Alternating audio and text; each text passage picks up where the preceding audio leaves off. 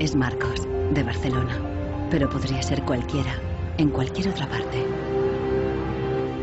Se va a encontrar con algo que ocurre cada día en oficinas y hogares de todo el mundo.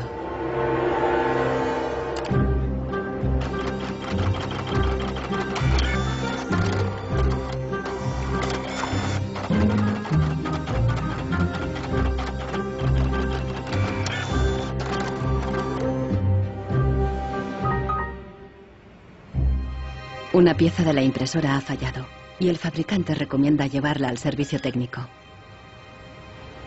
El meu tècnic fa un diagnòstic previ, pero aquest diagnòstic ja són 15 euros més IVA. Seguramente será difícil encontrar las piezas para poder repararla. Realment, reparar-la no li surt molt a compte. Que reparar-la parlem d'uns 110, 120 euros. Tienes impresoras desde 39 euros. Jo t'aconsellaria que miressis impressores noves. Així que, sens dubte, jo em compraria una nova, No es casualidad que los tres vendedores sugieran comprar una nueva impresora. Si acepta, Marcos será una víctima más de la obsolescencia programada, el motor secreto de nuestra sociedad de consumo. Our role in life seems to be just to consume things with credit, to borrow money to buy things we don't need. Nous vivons dans une société dominée par une économie de croissance dont la logique est non pas croître pour satisfaire les besoins, mais croître pour croître. So if the consumer does not purchase, the economy is not going to grow. Planned obsolescence, the desire on the part of a consumer to own something a little newer, a little sooner than is necessary. En este documental revelaremos cómo la obsolescencia programada ha definido nuestras vidas desde los años 20, cuando los fabricantes empezaron a acortar la vida de los productos para aumentar las ventas. Also hat man sich gedacht, dann beschränken wir einfach die Lebensdauer auf 1000 Stunden. Descubriremos que diseñadores e ingenieros se vieron forzados a adoptar nuevos valores y objetivos. Was back to the drawing board and come out with something that was more fragile. Take time, those things. Take time them, so when you finally paid for them, they're used up. Conoceremos una nueva generación de consumidores que está llevando la contraria a los fabricantes. ¿Es viable una economía sin obsolescencia programada y sin su impacto sobre el medio ambiente? Posterity will never forgive us. Posterity will suddenly find out about the throwaway lifestyles of people in the advanced countries.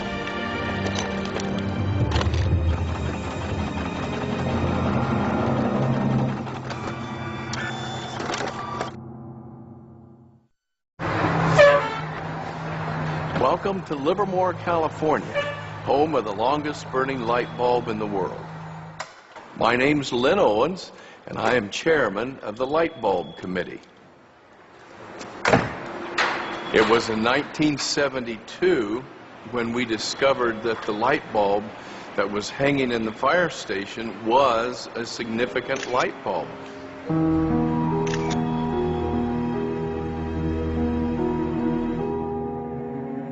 La bombilla de Livermore ha estado funcionando sin interrupción desde 1901. De momento, ya se han agotado 2 webcams y la bombilla va por la tercera.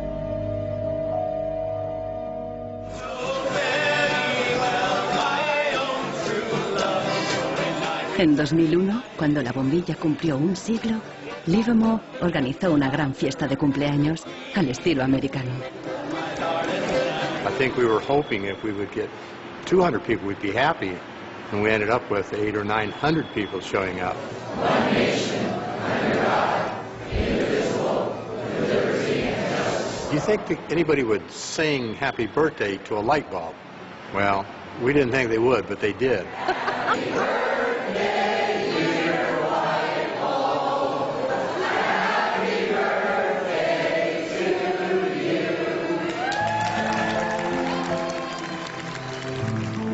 The origin of the bulb was, it was produced in a town called Shelby, Ohio, back around 1895, and put together by some very interesting ladies that I have some pictures of, and some gentlemen that invested in the company.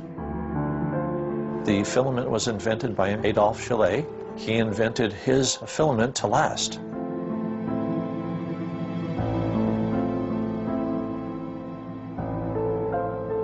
Why does his filament last? I don't know. It's a secret that he made and that died with him. La fórmula para un filamento de larga duración no es el único misterio en la historia de las bombillas.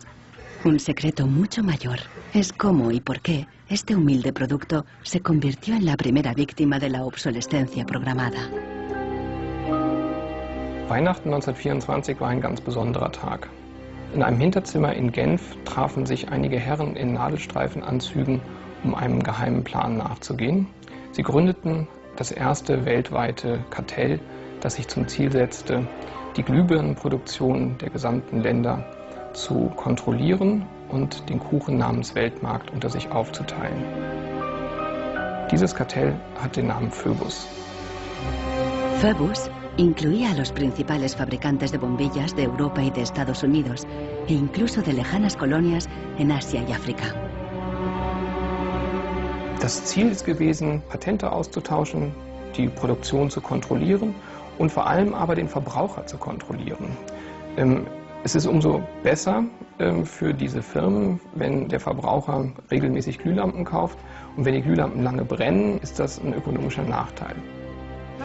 En un principio, la meta de los fabricantes era una larga vida para sus bombillas.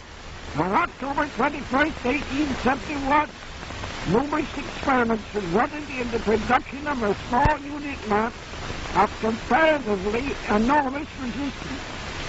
The filament being under conditions of great stability after the result. En 1881, Edison puso a la venta su primera bombilla. Duraba 1500 horas. En 1924, cuando se fundó el cártel Phoebus, se anunciaban con orgullo 2500 horas de vida útil y los fabricantes destacaban la longevidad de sus bombillas. Also hat man sich bei Phoebus gedacht, dann beschränken wir einfach die Lebensdauer dieser einzelnen Glühbirnen auf 1000 Stunden. 1925 wird ein entsprechendes Komitee gegründet, das 1000 Hour Life Committee, was sich zum Ziel setzt, auf technischer Basis die Lebensdauer der Glühlampen auf diese Brenndauer zu beschränken. Más de 80 años después, Helmut Höge, un historiador de Berlín, encuentra pruebas de las actividades del comité ocultas entre los documentos internos de los miembros del cártel. Empresas como Philips en Holanda, Osram en Alemania y Lámparas Z en España. Hier haben wir ein Kartelldokument, da steht: The average life of lamps for general lighting service must not be guaranteed, published or offered for another value than 1000 hours.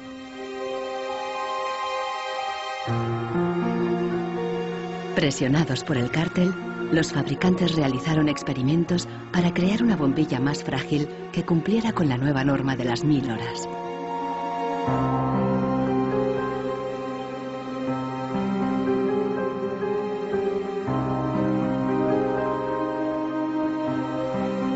La fabricación estaba rigurosamente controlada para asegurarse de que se cumplía la norma. Eine Maßnahme bestand beispielsweise darin, einen Prüfstand zu errichten, in dem viele kleine Sockel zu finden sind, in die dann wiederum einzelne Exemplare aus verschiedenen Produktionsreihen eingeschraubt wurden, und Firmen wie Osram haben dann genauestens protokolliert, wie lange diese Lampen brannten. Phoebus creó una complicada burocracia para imponer sus reglas. Los fabricantes eran multados severamente si se desviaban de los objetivos marcados.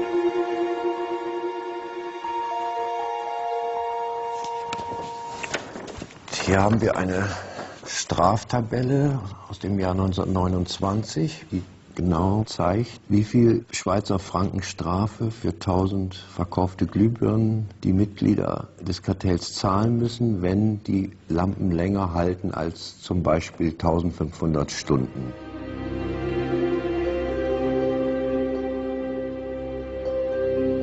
A medida que la obsolescencia programada surtía efecto, la vida útil empezó a caer. En solo 2 años pasó de 2.500 horas a menos de 1.500. En los años 40, el cártel ya había conseguido su objetivo. Una bombilla estándar duraba 1.000 horas. I can see how this was very tempting in 1932. I think at the time sustainability was actually substantially less of an issue because I don't think they looked at the planet as being one with finite amount of resources. They looked at it as from an abundance perspective. Ironically, the light bulb has always been a symbol for ideas and innovation, and yet it's one of the early and best examples of planned obsolescence. En las décadas siguientes se patentaron docenas de nuevas bombillas, incluso una que duraba 100.000 horas. Pero ninguna llegó a comercializarse. Offiziell hat es ja Philips eigentlich nie gegeben, wenn auch diese Spuren der Öffentlichkeit nie ganz verborgen gewesen sind. Die Strategie dahinter ist, sich in bestimmten Zeitabständen immer wieder umzubenennen. Dann heißt es mal internationales Elektrizitätskartell, dann mal wieder irgendein anderer Name. Entscheidend ist, dass diese Idee als Institution natürlich weiter besteht.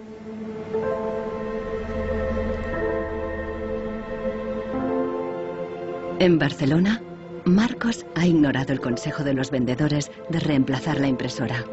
Está decidido a repararla y ha encontrado a alguien en Internet que ha descubierto qué le ocurre a su impresora. It's the dirty little secret of inkjet printers. I tried to print a document and it said parts inside your printer require replacement, so I decided to do a little servicing of my own. Hello, Marcos. I got your message. Marcos ha contactado con el autor del video. How are you? I looked into it, and it turns out that there's a thing in the bottom of the printer called a waste ink reservoir. And the way inkjet printers work is they constantly have to clean the print heads, and they do that by squirting ink through them down a hole in the bottom of the printer into this great big sponge. There's just a preset time when it's squirted a certain number of drops down there that then the printer decides it's full of ink and won't function anymore. Mm-hmm. The justification is they don't want to put ink all over your desk. But I think the problem goes deeper than that. It's the way the technology works. It's just designed to fail.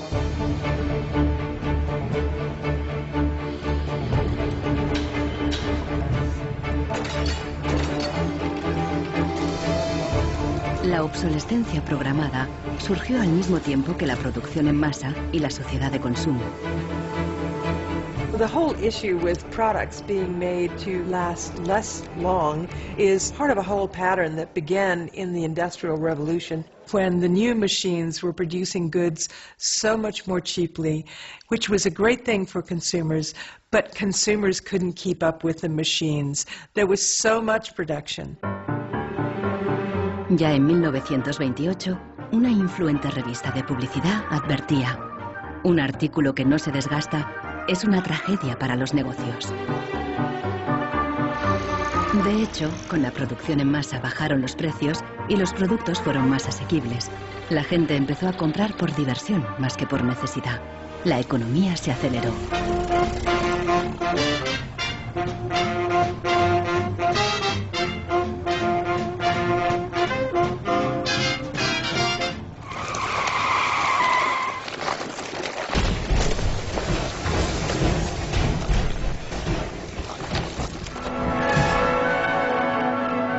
En 1929, la crisis de Wall Street frenó en seco la incipiente sociedad de consumo y llevó a los Estados Unidos a una profunda recesión económica. Unemployment reached staggering proportions. In 1933, 1/4 of our labor force was unemployed. Las colas ya no eran para comprar, sino para pedir trabajo y comida. Desde Nueva York llegó una propuesta radical para reactivar la economía. Bernard London, un prominente inversor inmobiliario, sugirió salir de la depresión haciendo obligatoria la obsolescencia programada. Era la primera vez que el concepto aparecía por escrito. London planteaba que todos los productos tuvieran una vida limitada, con una fecha de caducidad, después de la cual se considerarían legalmente muertos. Los consumidores los devolverían a una agencia del gobierno para su destrucción. He was trying to achieve a balance between capital and labor where there would always be a market for new goods. So there would always be a need for labor and there would always be a reward for capital. Bernard London creía que con la obsolescencia programada obligatoria, las fábricas seguirían produciendo, la gente continuaría consumiendo y habría trabajo para todos.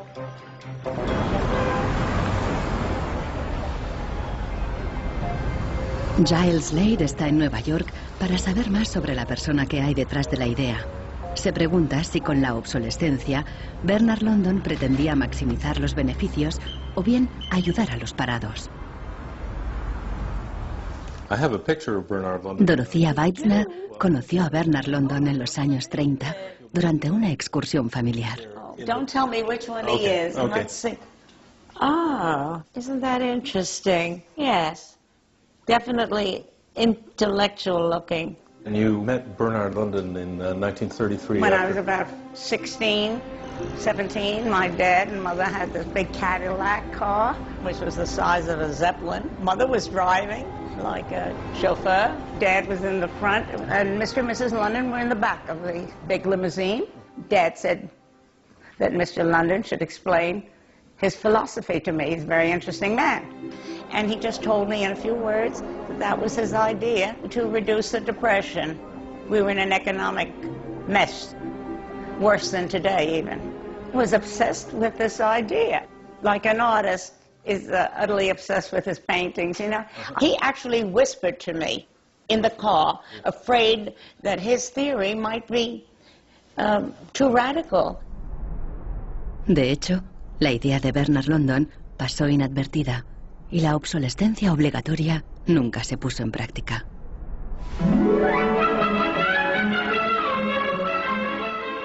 Veinte años más tarde, en los años 50, la obsolescencia programada resurgió, pero con un giro crucial.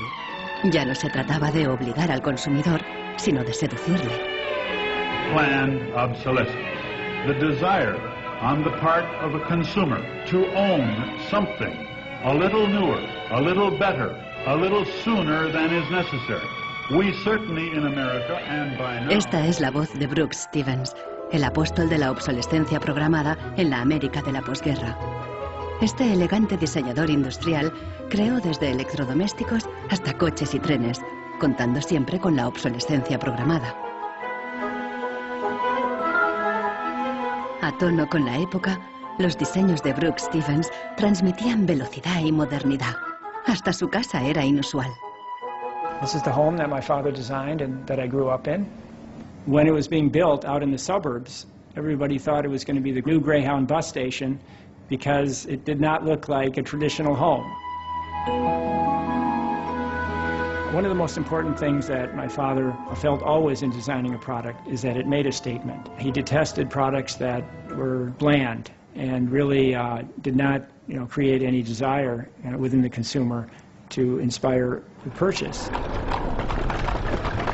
Unlike the European approach of the past where they tried to make the very best product and make it last forever, meaning you bought such a fine suit of clothes that you were married in it and then buried in it and never a chance to renew it, the approach in America is one of making the American consumer unhappy with the product that he has enjoyed the use of for a period, have him pass it on to the second-hand market, and obtain the newest product with the newest possible look. Brooks Stevens viajó por todos los Estados Unidos, promoviendo la obsolescencia programada en charlas y discursos. Sus ideas cuajaron y tuvieron un amplio eco.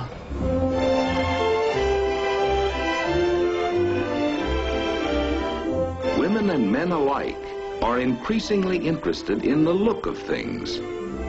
They eagerly give their attention to what's new and beautiful and advanced. El diseño y el marketing seducían al consumidor para que deseara siempre el último modelo. My father never designed a product to intentionally fail or become obsolete for some functional reason in a short period of time. Planned obsolescence is absolutely at the consumer's discretion. No one is forcing the consumer to go into the store and purchase a product. They go in under their own free will. That's their choice.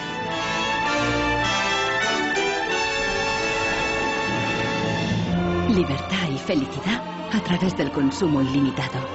El estilo de vida americano de los años 50 sentó las bases de la sociedad de consumo actual.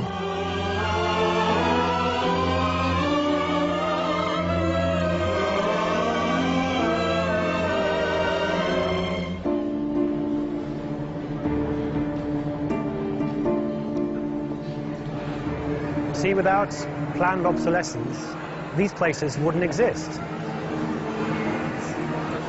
There wouldn't be any products, there wouldn't be any industry, there wouldn't be any designers, architects, there wouldn't be any salespeople, cleaners, there wouldn't be any security guards. All the jobs would go. So how often do you change your mobiles? 18 months. Once a year. Once a year. Once a year. Hoy en día, la obsolescencia programada se enseña en las escuelas de diseño y de ingeniería. Boris Knuth da clases sobre el ciclo de vida del producto, el eufemismo moderno de la obsolescencia programada. I went shopping for you. Got a couple of things. A pan, salt, shirt, another shirt.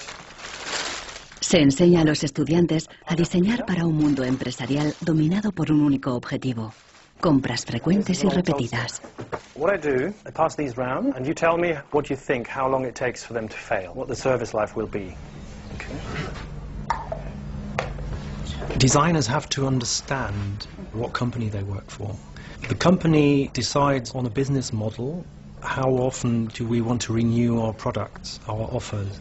So this brief is given to designers, and designers have to understand and design the product in a certain way so it fits exactly the business strategy of the client they work for. La obsolescencia programada está en la raíz del considerable crecimiento económico que el mundo occidental ha vivido a partir de los años 50. Desde entonces, el crecimiento ha sido el santo grial de nuestra economía. Nous vivons dans une société de croissance dont la logique est non pas croître pour satisfaire les besoins, mais croître pour croître, croître à l'infini, faire croître sans limite la production, et pour justifier cette croissance de la production, faire croître sans limite la consommation. Serge Latouche, un destacado crítico de la sociedad del crecimiento, escribe a menudo sobre sus mecanismos.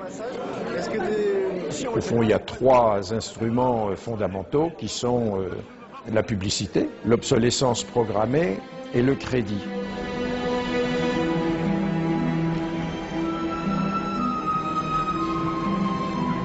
In the last generation or so, our role in life seems to be just to consume things with credit, to borrow money to buy things we don't need. That makes no real sense to me at all.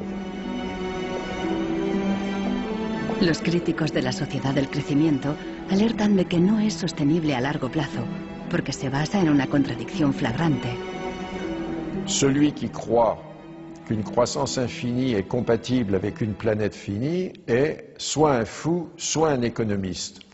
Le drame, c'est qu'au fond, nous sommes tous des économistes maintenant. Why is it that a new product is created every 3 minutes somewhere in the world? Is this necessary? I think a lot of people have realized that things need to change when they're being told by politicians to go shopping or to start consuming as the best way to restart the economy. On peut dire qu'avec la société de croissance, on est embarqué dans un bolide qui désormais manifestement n'a plus de pilote, qui va à toute allure et dont on peut prévoir le destin qui est soit de se fracasser contre un mur, soit de sombrer dans un précipice.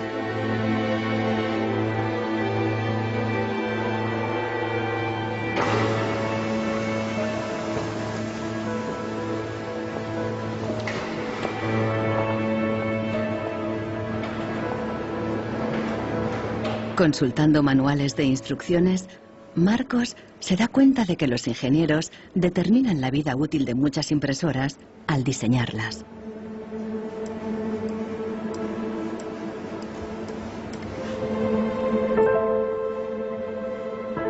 Lo consiguen colocando un chip dentro de la impresora.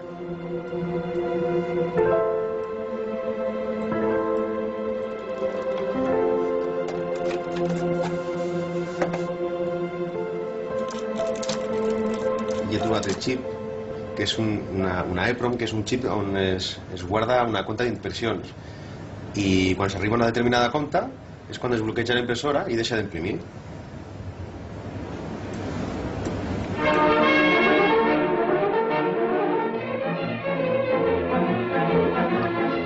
¿Qué opinan los ingenieros cuando tienen que diseñar un producto para que falle? El dilema se refleja en un clásico del cine británico de 1951, donde un joven químico inventa un hilo que no se desgasta nunca. El químico cree que ha conseguido un gran progreso.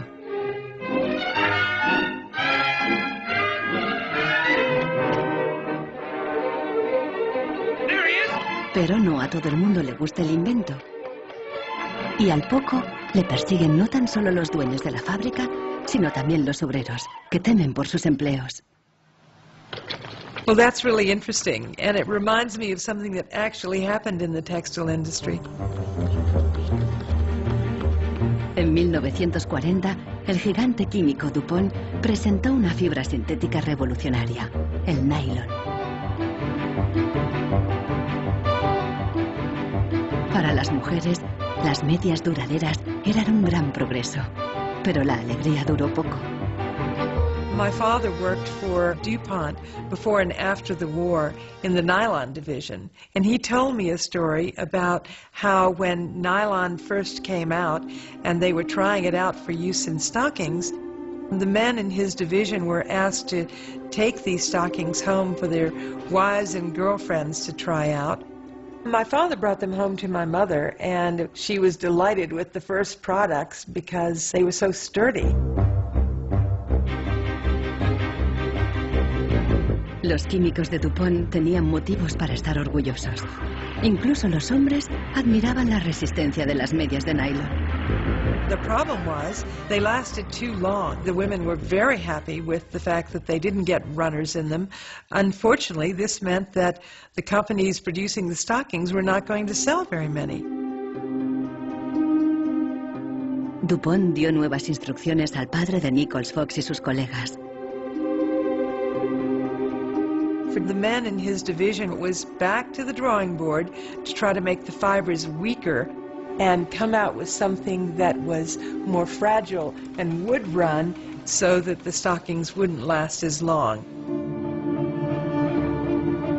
Los mismos químicos que habían aplicado todo su saber para crear un nylon duradero siguieron la corriente de la época y lo hicieron más frágil. Ese hilo eterno desapareció de las fábricas, igual que en el cine. We need control of this discovery. Complete control. If you want twice the amount in that contract, we will pay it. $250,000. To suppress it. Yes. ¿Qué opinaban los químicos de DuPont de reducir la vida de un producto deliberadamente? Must have been frustrating for the engineers to have to use their skills to make an inferior product after they'd tried so hard to make a good product. But in a way, I suppose that's the outsider's view. Probably they just had a job to do. Make it strong, make it weak. That was their job. Engineers were in a really complicated ethical time. This confrontation with planned obsolescence provoked them to examine their most basic ethical concepts. There was an old school of engineers who believed that they should make a permanent, usable product that would never break. And there was a new school of engineers that were driven by the market who were clearly interested in making the most disposable product that they could. And this debate resolved itself by these new school of engineers taking over. La obsolescencia programada no solo afectó a ingenieros. La frustración de los consumidores se hizo eco en el clásico teatral de Arthur Miller, Muerte de un viajante. Como Willy Lomax, los consumidores solo podían quejarse. Once in my life, I'd like to own something outright before it's broken. I'm always in a race with the junkyard. Just finished paying for the car and it's on its last legs. The refrigerator consumes belts like a crazy maniac. They time those things. They time them, so when you finally paid for them, they're used up. Los consumidores no sabían que al otro lado del telón de acero, en los países del bloque del Este, había una economía entera sin obsolescencia programada.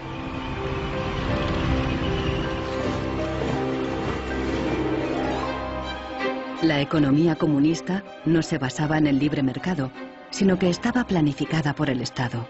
Era poco eficiente y sufría una falta de recursos crónica. En ese sistema, la obsolescencia programada no tenía ningún sentido.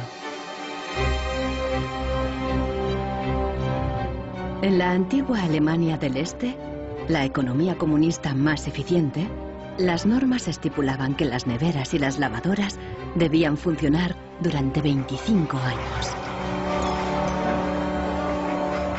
Hier, dieser DDR-Kühlschrank, den habe ich 1985 gekauft. Der ist also mindestens 24 Jahre alt. Und die Glühbirne ist ebenso alt, habe ich noch nie ausgewechselt. Die ist also auch schon fast 25 Jahre alt. En 1981, una fábrica de Berlín Este empezó a producir una bombilla de larga duración. La presentaron en una feria internacional en busca de compradores occidentales. Als die ostdeutschen Glühlampenhersteller 1981 diese Langlebensdauerglühlampen auf der Hannoveraner Messe präsentierten, meinten ihre Westkollegen, ihr wollt euch wohl alle arbeitslos machen. Woraufhin die NAVA-Leute, Ingenieure, antworteten, nein, im Gegenteil, indem wir Ressourcen schonen und den Wolfram nicht verpulvern, behalten wir gerade unsere Arbeitsplätze. Los occidentales rechazaron la bombilla. En 1989 cayó el muro de Berlín. La fábrica cerró y la bombilla de larga duración dejó de producirse. Ahora solo se puede ver en exposiciones y museos.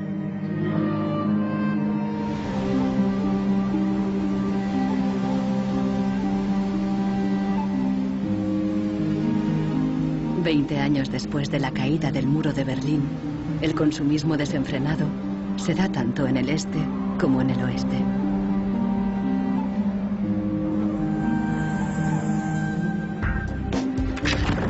Con una diferencia. En la era de Internet, los consumidores están dispuestos a luchar contra la obsolescencia programada. The first movie we made that really broke through was a movie about the iPod.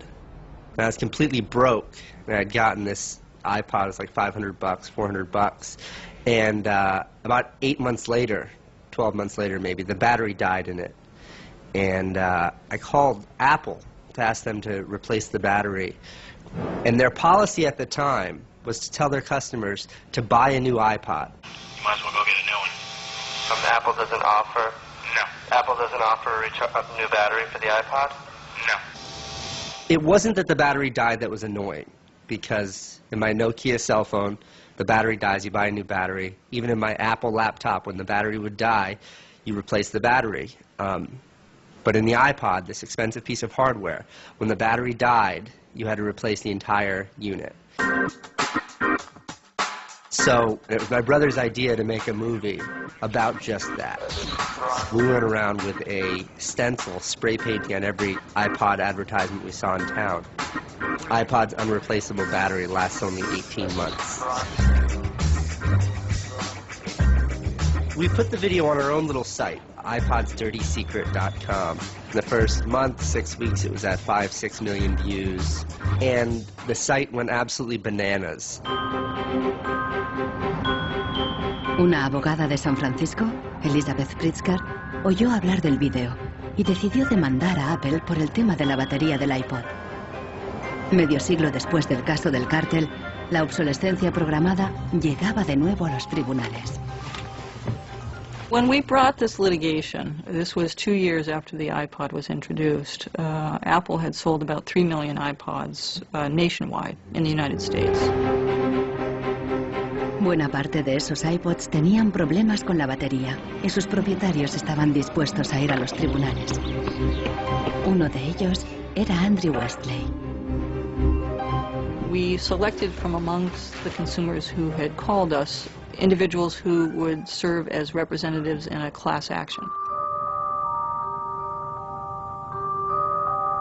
A class action is really a device that's fairly unique to the United States, where a small group of people stands in the shoes of a large group to bring one claim before a court. My role in that case was as class representative on behalf of thousands, maybe tens of thousands of people. The case came to be known as Wesley versus Apple. When my friends and family learned that this was a major case, they thought I was, becoming a radical. Here I am going to sue, I was the next Erin Brockovich. En diciembre de 2003, Elizabeth Pritzker presentó la querella ante el Tribunal del Condado de San Mateo, a un tiro de piedra de la sede central de Apple.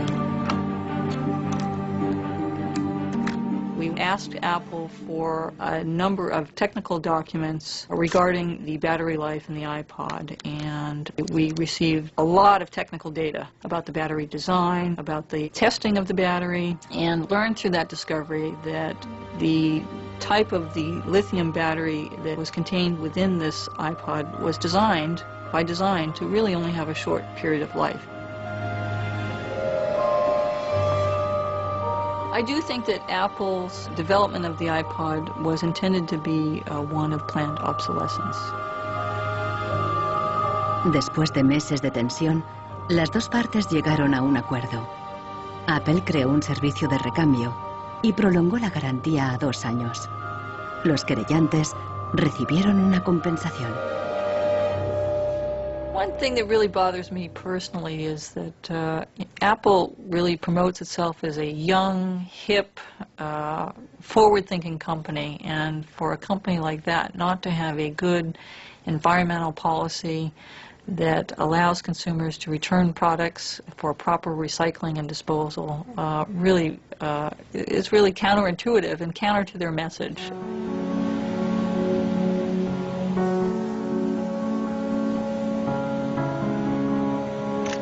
La obsolescencia programada provoca un flujo constante de residuos que acaban en países del tercer mundo como Ghana, en África.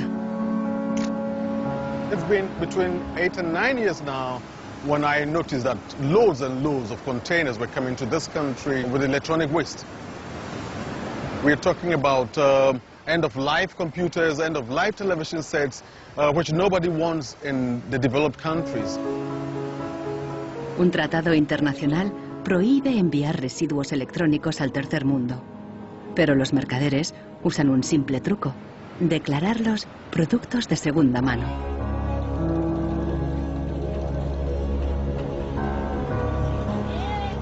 Más del 80% de los residuos electrónicos que llegan a Ghana no se pueden reparar y acaban abandonados en vertederos por todo el país. We are at the dump site here in Agbogboshi. In the past, we had this beautiful river called Odo River, that meandered its way through this area. It was teeming in the past. It had so much fish. So we actually attended a school not very far away from here. So we'd come play football and hang around the river. The fishermen would organize boat rides, I remember very well. But now it's all finished, it's all gone. And that makes me really, really sad. And it makes me angry.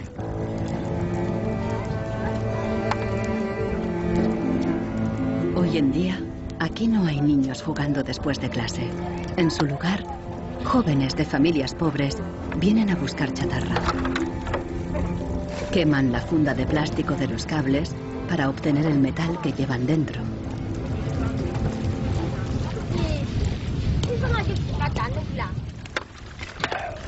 Los niños más pequeños rebuscan en los restos para encontrar cualquier pequeño trozo de metal que los mayores hayan olvidado.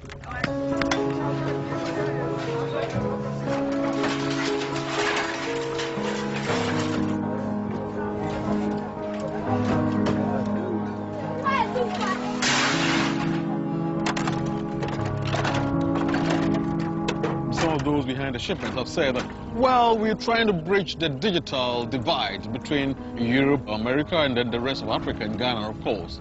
But the reality is that these computers that are sent here simply do not work. There's no point in receiving electronic waste when you cannot deal with it, more so when you did not produce it and your country is being used as the world's trash bin.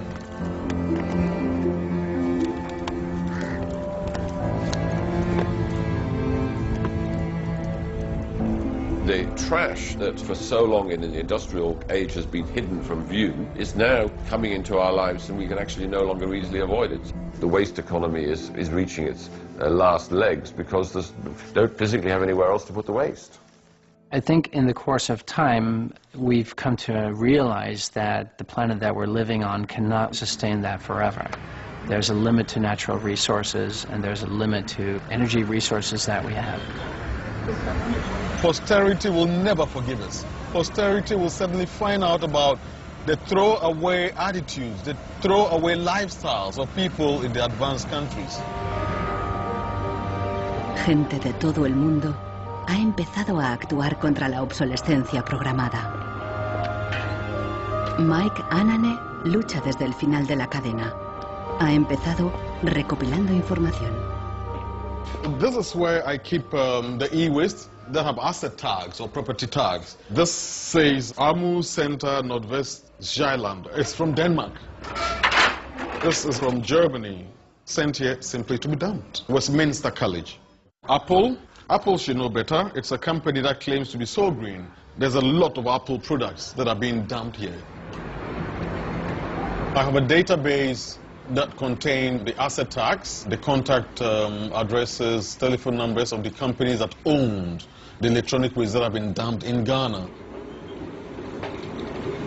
Mike piensa convertir esta información en pruebas para una denuncia ante un tribunal.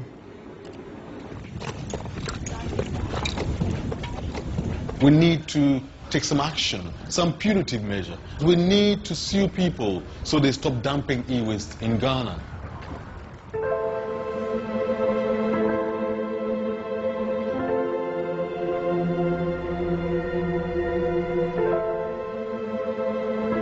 Marcos está en Internet de nuevo buscando cómo alargar la vida de su impresora.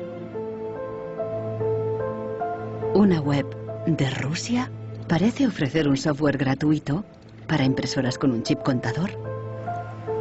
El programador se ha tomado la molestia de explicar su motivación personal. This happens due to bad construction. This is their business model. Not a good one for user and environment. So I looked and found a way to make user-friendly software to allow active users reset an input counter. Marcos no sabe qué puede pasar, pero decide bajarse el software de todos modos. Desde un pequeño pueblo en Francia, John Zacara lucha contra la obsolescencia programada, ayudando a gente de todo el mundo a compartir ideas de negocio y de diseño. In all poorer countries, things are repaired automatically. The notion you throw a product away just because it breaks for some reason is completely unknowable and unthinkable, actually, to somebody in the south. In India, there's an actual word, jugaad, to describe this tradition of being able to fix things pretty much regardless of the complexity of it. We try to find people who are actively doing projects in the world rather than just talking about things or making abstract statements about how awful things are or what has to be changed. Uno de ellos es Warner Phillips, descendiente de la dinastía de los fabricantes de bombillas. I remember my grandfather taking me to one of the Philips factories in Eindhoven to show me how light bulbs were mass manufactured in factories, which is very, very cool.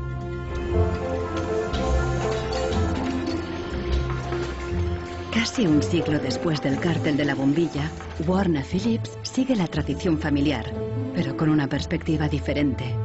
Fabrica una bombilla LED que dura 25 años. It's not like there's a green world and there is a business world. I think business and sustainability go hand in hand. It's actually the best basis to build a business on. And the only really real way to do that, I believe, is to factor in the true cost of the resources that have been used, but you also look at the energy consumption, you also look at the indirect energy consumption of transportation. Si on faisait vraiment payer aux transporteurs le coût réel du transport, sans parler du fait que le pétrole est une ressource non renouvelable et pour lequel on n'a pas vraiment de substitut, je dirais que le prix du transport devrait être multiplié par 20 ou 30. If you factor all of that into every product that you manufacture, then there will be huge incentives for manufacturers and entrepreneurs all over the planet to make products that last forever. También se puede luchar contra la obsolescencia programada replanteando la ingeniería y la producción de los productos. Un concepto nuevo, de la cuna a la cuna. Afirma que si las fábricas funcionaran como la naturaleza, la propia obsolescencia quedaría obsoleta. Wenn man über Umweltschutz redet, meint man bei uns immer sparen, verzichten, vermeiden, reduzieren, Nullabfall, weniger schädlich. Wenn man sich die Natur im Frühling anschaut, ein Kirschbaum, kein Sparen, kein Verzichten, kein Vermeiden. El ciclo natural produce en abundancia, pero las flores caídas y las hojas secas no son residuos, sino nutrientes para otros organismos. Die Natur kennt keine Abfälle, sondern sie kennt nur Nährstoffe. Braungart cree que la industria puede imitar el ciclo virtuoso de la naturaleza. Y lo demostró al rediseñar el proceso de producción de una fábrica textil suiza. Wenn man zum Beispiel einen Stoff hat dazu, ein Sofa damit bezieht oder ein Stuhl, dann sind die Zuschnitte, was man abschneidet, so giftig, dass es als Sondermüll entsorgt werden muss.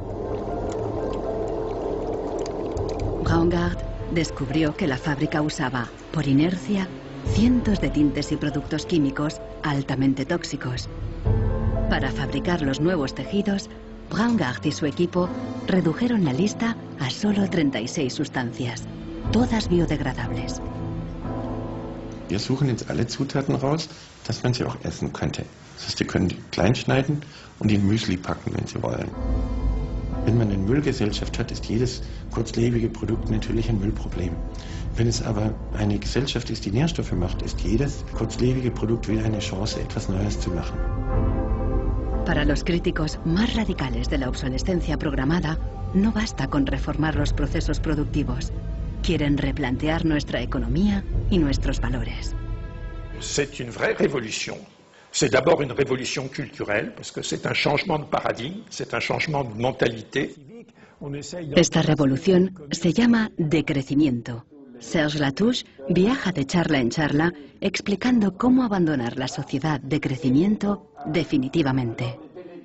La décroissance, c'est un slogan provocateur qui a pour fonction de rompre avec le discours un peu euphorisant de la croissance possible, infinie, soutenable, et donc pour marquer la nécessité de changer de logique.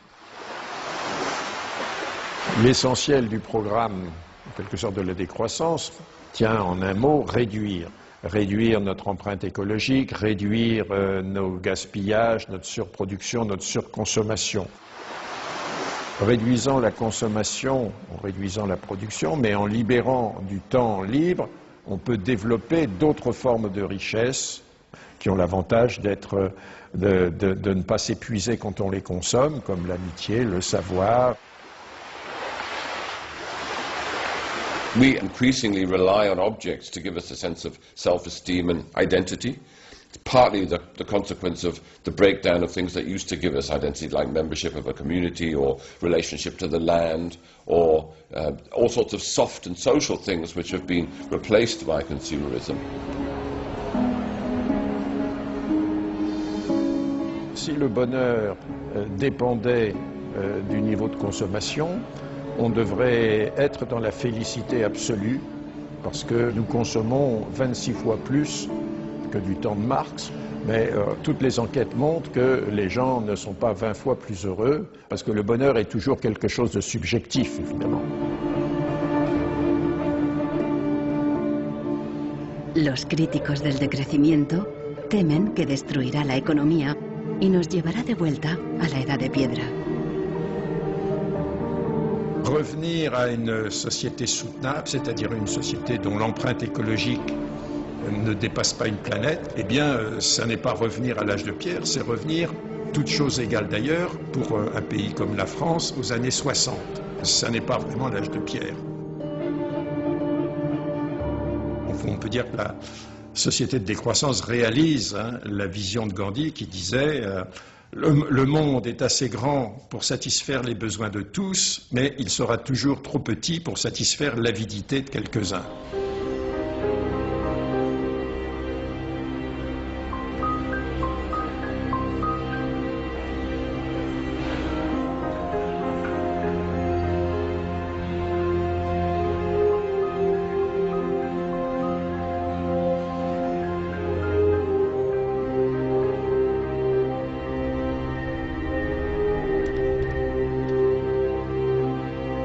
Marcos está instalando el freeware ruso en su ordenador. Con el nuevo programa, puede poner a cero el chip contador de la impresora. La impresora se desbloquea inmediatamente.